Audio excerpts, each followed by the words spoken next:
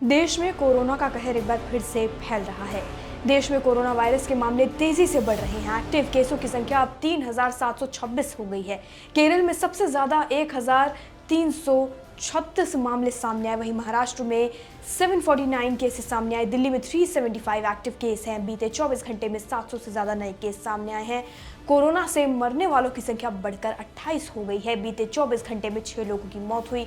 शनिवार को बेंगलुरु में 63 साल के एक व्यक्ति की मौत हो गई। उसे दोनों वैक्सीन के साथ बूस्टर डोज भी लगी थी, लेकिन फिर भी उसे बचाया नहीं जा सका। वहीं दिल्ली में 60 साल के बुजुर्ग की मौत हुई। महाराष्ट्र में सबसे ज्यादा 7 लोगों की जान चली गई। कर्नाटक सरकार ने शनिवार को पब्लिक एडवाइजरी जारी की। इसमें लोगों से भीड़भाड़ वाली जगहों पर जाने से बचने के लिए कहा है और मास्क लगाने के लिए कहा है, शारीरिक दूरी बनाने के लिए कहा है और साफ सफाई का ध्यान रखने के लिए खास ध्यान देने के लिए कहा है। इसकी अपील की है। बुखार, खांसी, सीने में दर्द या सांस लेने में दिक्कत होने पर तुरंत डॉक्टर से जांच करने की सलाह सरकार द्वारा दी जा रही है। छोटे से छोटे माइनर लक्षणों को भी नजरअंदाज न किया जाए, ऐसी सलाह सरकार दे रही है। कर्नाटक सरकार ने शनिवार को पब्लिक एडवाइजरी जारी की। इसमें लोगों से भीड़भाड़ वाली जगहों पर जाने से बचने के लिए कहा गया है और अगर जाते भी हैं तो मास्क बिल्कुल लगाएं, शारीरिक दूरी बिल्कुल बनाए रखें और साफ सफाई का बिल्कुल ध्यान रखें, इसकी अपील की है। बुखार, खांसी, सीने में दर्द या ऐसी कोई भी लक्षण या फिर ऐसा कोई भी सेंसेशन या फिर आपको ऐसा कुछ भी फील होता है कि आपको सांस लेने में तकलीफ हो रही है, 2-3 सीढ़ी चढ़ रहे हैं, आप सांस नहीं ले पा रहे हैं, खांसी हो रही है लगातार 1 हफ्ते से,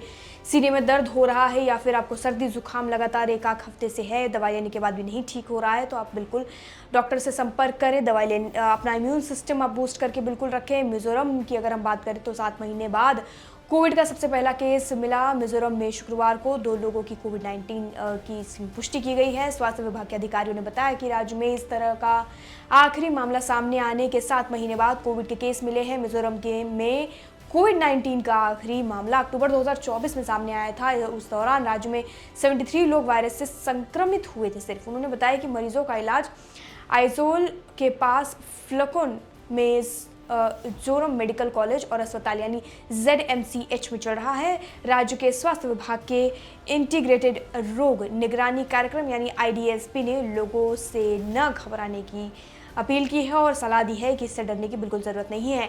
IDSP ने लोगों से कोविड प्रोटोकॉल का पालन करने के लिए नियमित रूप से हाथ धोने, हैंड सैनिटाइज और साफ सफाई का ध्यान रखने और भीड़भाड़ वाली जगह पर मास्क पहनकर जाने की सलाह दी है और थोड़ी सी सावधानी बरतने के लिए कहा है। महाराष्ट्र की अगर हम बात करें तो महाराष्ट्र में 9,000 से ज़्यादा कोविड टेस्ट महाराष्ट्र सरकार ने बताया कि शनिवार को कोविड-19 के 68 नए मामले सामने आए हैं, जबकि मुंबई में जनवरी 2025 से अब तक कुल 749 केसेस मिल चुके हैं। जनवरी से अब तक राज्य में 9,590 कोविड-19 टेस्ट किए गए। वहीं जम्मू कश्मीर में गुरुवार को कोविड-19 के 2 मामले सामने आए थे। दोनों मरीज केरल के रहने वाले हैं और श्रीनगर के गवर्नमेंट डेंटल कॉलेज में पढ़ाई कर रहे हैं और कोविड संक्रमित पाए गए।